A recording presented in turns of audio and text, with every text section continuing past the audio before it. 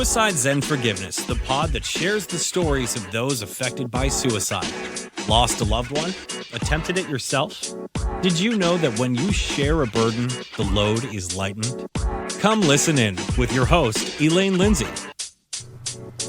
Suicide Zen Forgiveness, the podcast, is for education only. Some of the subject matter could be triggering for those that are newly grieving or in a poor state of mental health. Please call your local suicide hotline or mental health office if you need immediate help. Hi there. I'm happy to be with you today, and today I am bringing you a great guest who I find incredibly enjoyable, actually. Considering this is a sort of serious subject and the podcast is serious, I have to say it's really refreshing to have someone join you who is very upbeat. This is Chris Michel. Thank you so much for being here. Thank you, Elaine. It's great to be here. So give us a little bit about you. Boy, about me. I can do my professional speak here real quick, right? I am Coach Chris. I have a company called CM Consulting that I started almost a year ago. And I get to help small to medium business owners who are self-managing sales and shouldn't be. And I get the opportunity to really become a part-time sales manager for hire. And I get to coach and train and do all those things. But really, I help out with the sales process and really getting the business moving in the right direction. Oh, that's excellent. And there's lots of businesses who need you, that's for sure. Well, thank you. You're very welcome. So your story is a little bit different because it's about your sibling. Correct. Yes.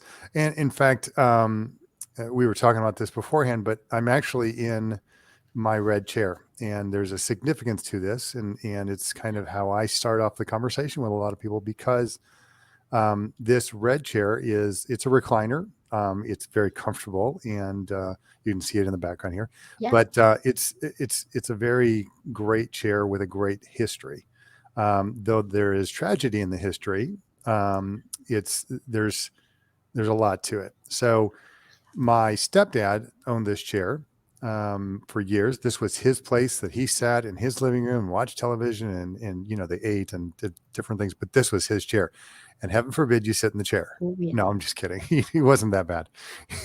Not a Sheldon. No. But it was his chair. I mean, that was really where he sat most of the time. And he passed away about 5.5 years ago.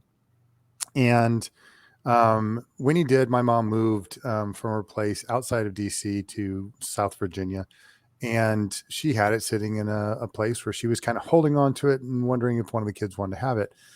My younger brother was having issues with his hip, and so he's like, yeah, I'd love it. And he had a brown recliner that was in shambles. I mean, it was a mess. And so I went to my mom's, I picked up the chair along with some other belongings, brought them out to my brother and his wife. And so it was in their home. About a year later, my brother decided to take his life, and I've come to realize that it was because of mental health and other things like that. It wasn't. I don't think it was a clear-cut choice on his behalf, but I believe the disease had taken him, and as a result, there was this symbol in my sister-in-law's house that she didn't want to see all the time, day in and day out. And so she asked me if I wanted it, and I said, absolutely. And so I brought it back to my house. It sits in my, really in my ensuite here in my house. And it's the place where I go every morning to read, to meditate, to pray, and then to focus on my book, which I'm calling The Red Chair Experience. And so I'm in the midst of writing that book right now too. So that's where the history of the red chair comes from. Oh, that's excellent. And it must be very good for you to have that mixture of like good memories and also some sad memories with the chair. But I think that's a really perfect place for meditating and reading. Yeah. Well, and I joke about the fact that I have conversations with the previous owners while sitting in this chair. some good, some bad, right? Why Yeah, did you, wh- there were so many conversations I wanted to have, but no, really it's become a source of great energy. And it has been it's an easy way for me to have a discussion about mental health awareness, yeah, suicide prevention, suicide awareness, and all of those things that crop up as a result of my brother's death. absolutely. And yeah, this is not the road you thought you'd be walking, Yeah. but what a great door opener for you to be able to refer to the red chair. I almost feel like there's three of us in the room at the moment. Would with the chair being a big part of how you broach the subject, I think it's sort of it's a nice symbol, I think, and it's interesting. Earlier today, I was talking in a room on Clubhouse, and we were talking about life after suicide for those that are left behind, and what are the things we can do, and how do we honor the person that we've lost, because sometimes we just don't know, and with that stigma and shame and silence that has permeated the world for so long, it can be a difficult subject. Well, I think it's wonderful that the red chair is, I believe, going to become a really good symbol, and I really can't wait to read the book. Thank you. Yeah, I'm looking forward to it. That's my next project. You and I talked a couple weeks ago, and I kind of gave you the list of things I have to do this month. Yeah, It was a little it's a big daunting, quite one. frankly. Yeah. Well, so I will say this, and this goes straight into what we're talking about. So a little over a year ago, I had a conversation. Well, I was at a charity golf event, and it dawned on me, sort of in about a year after his passing. I said, well, why not do a golf outing in his honor, and to promote mental health awareness and really try and focus on the things that he loved so much, which he had a couple of charities that he gave to every year in a campaign that he did called Stuff the Bus. And he would get school buses to show up at these different Yeah. places, and they'd fill them with food, and they would bring money for donations. And they supported two local charities there in Northeast or Northwest Indiana. Well, this weekend, that dream came to fruition, and we had the very first Stryker Liker Open, and we held it at Maple Crest Country Club in Goshen, Indiana. And there was 78 degrees. It was a beautiful Oh, day. beautiful. We had more golfers than we anticipated. We hoped for 26 teams to sign up. I think we ended up with 29 or 30 teams. Wow. And I just found out a little bit ago that we exceeded the goal that my personal goal for it. And it wasn't a huge goal. It was like, man, if we could just get this much and give to the charities this much, that would be awesome.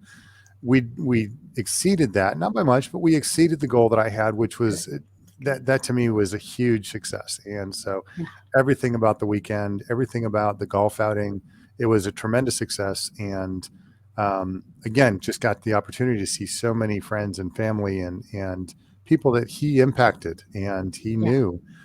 They all showed up and they all Oh, contributed. So that's really good. I'm actually aware of Stuff and Bus campaign, because my son's in radio, and mhm. they did that in New Brunswick, Yeah. where he was. So let's talk about Stryker and why it's called Stryker Liker. So he took on the radio name of Ron Stryker. And so years ago, when Facebook was kind of booming, they had a page, and he was known throughout the community, Yeah. throughout Northwest Indiana, and in the South Bend area. In fact, he was also the home court announcer for the men's Notre Dame basketball team. Okay. So very well known and throughout the community. And as a result, they, because of Facebook and everything, they had T-shirts made. It said Stryker Liker. And Yeah. so I don't have it within my grasp. Otherwise I would go grab it. But Yeah. it's a white T-shirt with a blue like button, with the thumbs up, Yeah, and it says Stryker Liker, and but that's really how it started. And so followers of him, from the radio days and things of that yeah, nature, they were called Stryker Likers. And so it just came to fruition that it just made sense to call it the Stryker Liker Open. And that's where absolutely. we came up with the name. But yeah, it just fit perfectly. So Oh, that's excellent. I'm really glad to hear it went well. I figured it would. yeah, it was, and again, there were so many things that I've seen. I've been to several golf charity events, and you see these things, they've been in progress for 10, 15, 20 years, right? I mean, Yeah, they've got these huge sponsors, they've got all these things. And I thought, man, if we could just get a portion of that, if we could just get enough people to kind of start talking about this and start, wanting to be this. My number one goal for that was, aside from the charity and the charities and the money and that kind of stuff, the biggest goal for me really was that people walked away from that and said, man, I can't wait to come back. And yes. I had probably half a dozen conversations with people who said, man, this is awesome. Are we Good. going to do this again? And I said, absolutely. They said, yes, I'll be here next year. And so that was huge. That to me said, we're doing the right thing. We're moving in the right direction, Yeah. and it's all going in, for the right cause. So, Oh, absolutely, for the right cause, and also raising awareness, which yeah. I think is really important. Um, Tell us a little something about your brother. Well, he was my younger brother by 2 years. I am the middle of three. So I have an older brother and then younger brother. His given name was John, and so John and I, over the last several years, have become really close, really good friends. I had gone through some things; he had gone through some things. We were talking a couple of times a week, even though we lived 600, 700 miles apart. And we made an effort to see each other. He would come through when he was going to spring break in Florida, and because I live in Atlanta, Georgia, so I was kind of on the way. It was a Yeah, good stopping point for him and his family, and we hung out, and so it was really a special relationship, and sometimes you get along with your family, and sometimes you don't, and so I was lucky enough to have that relationship with him. So it was very difficult when he died, and there were not a lot of signs. It's not like there was a big warning sign, right? Nobody ever gives a big warning sign. Um, but he left a huge gap in my oh life and yeah. in a lot of people around me. So yeah. Well, I love that you've chosen to do this yearly event, which is going to help keep his memory alive, Hmm. not just for you and his family, but for others as well. And that can be so helpful for other people who can see that, it doesn't matter who you are, where you are, what you do. We need to bring awareness so people can understand that they can reach out. Hmm. And as much as I often say, I may not understand your pain and I may not have any adequate words, but I think we need to acknowledge that we'll be there as a listening ear for whoever needs to talk. And I think it was something a long time ago that Oprah said about people wanting to be seen and heard and know that they matter. And that can be really hard for us that are left behind because we're all sure that we let them know. We saw them, we heard them. They really mattered to us. Right. So it can be a very difficult area to go through, and doing something positive that can help so many other people, because with the charities, that's something that's going to keep on giving, which I think is phenomenal. And how does your part of the family, your nuclear family feel about, are they into golf, and are they into what you're doing? Well, they're into it enough to understand that this is important, and so they, Good, good. um, we uh, we had a really good turnout. My brother, his wife was there. Oh, My great. sister-in-law and the kids were there, and their extended family and all. I mean, they were all a part of it. My mom was a part of things that we did. My dad's no longer here, but Yeah, his wife was a part of it. So I mean, um, it was a great, again, the event itself really kind of pulled everything together, yeah, and again, just brought together. It really brought together the family. It really brought together the opportunity for people to be a family, right? And yeah, so we try to create a, I mean, as much as you can, you try and create yeah, a family atmosphere with those type of events, and people come and they have a great time. And we encourage folks, just bring anybody and everybody, and yeah. bring your friends and family. So I was blessed to have, so the golf team that I had, one that I sponsored, was, um, we had all traveled to the golf outing, and probably from the furthest places. So one of my Ah, best friends was there from Dallas, Texas. One oh, of wow. my younger brother's best friends and best man at his wedding was there from Minneapolis, outside of Minneapolis, Minnesota. Wow, wow. Um, my son-in-law was there from outside of Springfield, Missouri, and Lake of the Ozarks area. Yeah, So, and then I drove in. So, I mean, we were all three of us drove. One of us flew. The guy from Dallas flew in, but the rest of us drove in. yeah, 6, 8, 10 hours of driving to be at this event. And so, yeah. my older brother and his wife, they traveled from Cincinnati, Ohio, right? A Mhm. 5 hour drive. And so we had other friends, and all high school friends from, we've known forever, Yeah. were there. So it was a great opportunity for everybody to come together. The family, was fully supportive of it. And it was a great event. Really was.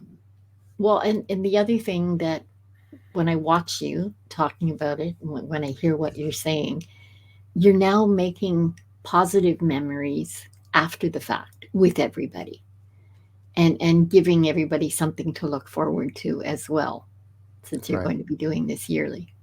Yeah. Yeah. That's the plan. I mean, it just made sense to me to do something that would be positive every year. Um, and I mean, he was so well known in the community that Mishawaka, Indiana, it's a city there. Their mayor proclaimed September 25th as Stryker Liker Day. So he has his own day. There's a local brewery there in Northwest Indiana called Bare Hands Brewery. They did a Stryker Liker beer. There's another one coming out this week. In fact, Wow. later this week, they'll have the second Stryker Liker beer. And my understanding is they're going to continue that, right? They'll continue that event. And so hopefully next year or in the coming years, we'll be able to put Stryker Liker Day with the Stryker Liker beer and the Stryker Liker Open all in the same weekend. And we can, kind of make a big deal of it. But Oh, I think that's wonderful. I think yeah, that's wonderful, and it's a it's a legacy going forward for his mm, kids too. exactly. Yeah, Exactly. and So, and that, to me, that's, I like what you've done. I like how you've invested so much positivity going forward, and it's not just about suicide awareness. You've actually taken this farther, and I think that's great too, because I believe as you go forward year after year, this is going to get so big that people will come from all over to yeah, and participate. I'm hopeful, and we're kicking around. I was talking to my mom earlier today. Actually, we were talking about, not only do you've got the contest there, you've got the long drive, the closest to the pin, or hole in one, or Oh that yeah, kind of stuff. yeah. Maybe next year we open up another, little secret side event that is the team, the team that has the longest drive. In other words, Oh, to the event, right? to the event. Yeah, So then we yeah. start figuring out, okay, how far did you come, and how far did you come, Hmm. and then we Oh do a little yeah. giveaway for that, right? So we do a little, again, it's just neat little things like that that I think would be to I add think to the that's event. fabulous. Yeah, I think Yeah. that's absolutely fabulous. And I'm so glad that it went off well. Let's talk about the book for a moment. Okay. Okay. So, what are you looking at in time terms of how long before first draft? First draft is my goal is first draft will be done at the end of this month. Okay. And I've been working on this for a little over a year. Yeah. So the book itself is the working title that I have, and hopefully it'll stick, is The Red Chair Experience. Yeah. It came about as a result of my brother's death with the pandemic.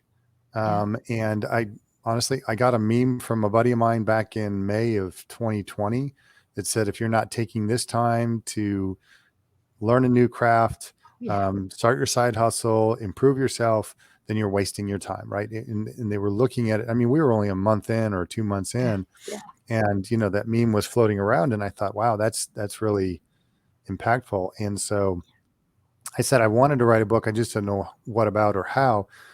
And so I've been reading these daily inspirational books, and I thought, you know what, that's the key. That for me would work. And then maybe I could gear it towards salespeople. And so it'll be sprinkled with sales stuff, and sales stuff meaning when you meet with a client, are you doing this? When you talk to a client, are you doing these things? Right. And that's how it's geared towards salespeople, but it's not a sales book. It will not necessarily be a sales book. It'll be a daily inspirational book that's geared towards salespeople. And that writing this has been, if nothing else, therapeutic, cathartic.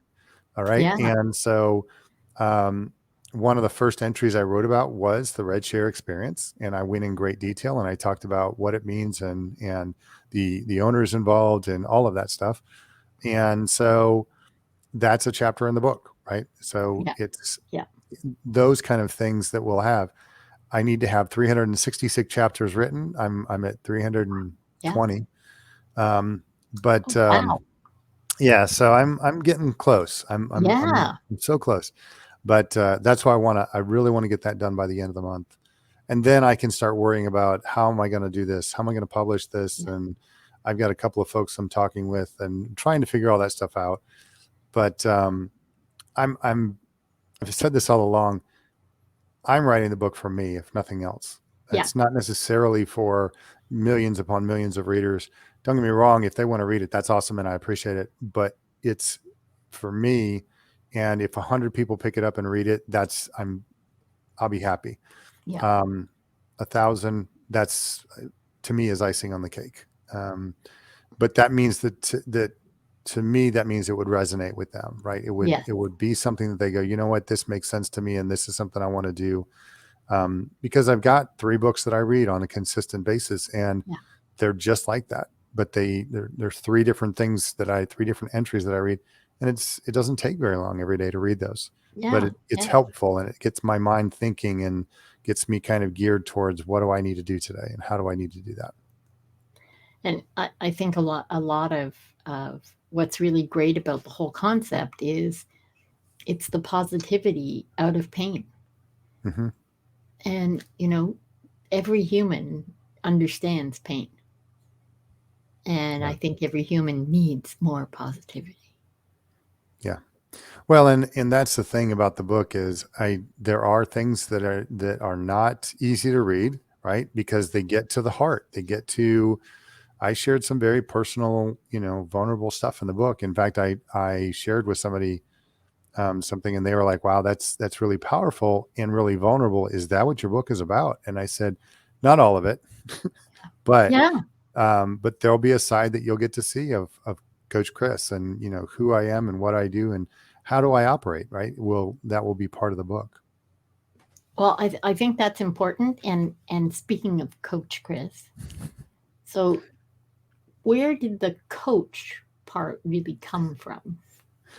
So I have been around sales for over 30 years. And one of the things that always bothered me was a sales trainer.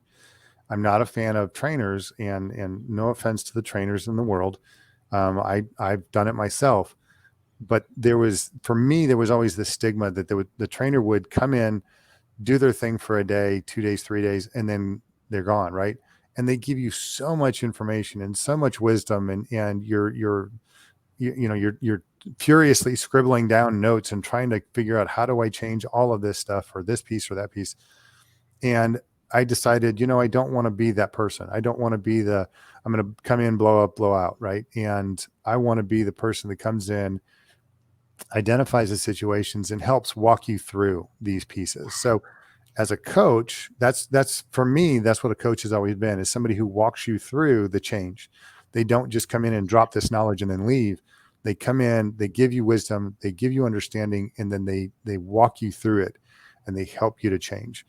And that to me is so much more important. That's why and with a name like Chris, coach just made, sense. And so I get a lot of people who just call me coach now, which is really kind of funny.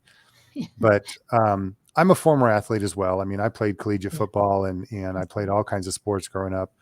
And so the opportunity to be a coach now is, it just fits. It's just hand in glove. Absolutely. Who was your favorite coach? Whew, man, that's a great question. I mean, I've had some amazing coaches throughout my life, and probably one of my favorites. One of my favorites is a guy named Sean Watson. He is a collegiate football coach still today. Oh, wow. And so he was a grad assistant, I think, at the time. He wasn't a full-on coach when we met, but he really made an impact on my life, and one of my favorite guys. Just to I think the world of him. But yeah, last I checked, he's still out there and coaching. I haven't checked up on him the last couple of years, but he's still out there doing well. Oh, that's excellent. That's excellent. It's nice. It's nice when you get to give a shout out to somebody that maybe didn't realize just what a big deal they were in your life. Right. Yep. Are there any either words of wisdom, positivity, something that you want to leave people with? Yeah, I think through all of this, one of the things that I've learned is there's always somebody that's probably going through or dealing with something that we don't know about. And it's easy for us to kind of get in our own world and get caught up in the things that we're doing. And when somebody's having a bad day and they cut you off in traffic, or, they're rude to you in person, it's probably not them. That's probably not who they are day in and day out. And there's probably something happening underneath that. One of the things that I've learned is try and be a little bit more empathetic with people, and try and look at it from their perspective. Maybe they're having a rough day. Maybe they're having a hard time. Maybe a loved one left them. Maybe they just broke up with somebody. Maybe they just lost a job. Maybe they lost a loved one to suicide, right? Yeah. Maybe, you just don't know what's happening to them and what's going on in their life. Maybe they just learned they have cancer, or somebody near to them has cancer, right? Or some other illness. You just don't know. So I look at that now and I think I can be a whole lot more patient with people. I can be a whole lot more loving with people. And if I could encourage people to do that, just take a breath, take a step back and maybe say, hey, how can I help? How can I contribute to what you're doing? Try and make a difference that way, and try and make this world a little bit better place than it really is. That's such a nice sentiment to close on. Thank you so much, Coach Chris. This has been my guest, Chris Michel. It's been wonderful. I look forward to your book, Red Chair Experience. Mm-hmm. And everybody else can look forward to it as well. And next year, if you're near Indiana or want to head to Indiana, you can go to the Stryker Liker Golf Tournament. It's got a nice little ring to it. I really like that. Thanks so much for joining us today. I'm Elaine Lindsay, your host of Suicide Zen Forgiveness. And I say to you, make the very most of your today every day. I look forward to seeing you next time. Thank you for listening. Please subscribe on your favorite service. Suicide Zen Forgiveness was brought to you by Truel Social Media, the digital integration specialists.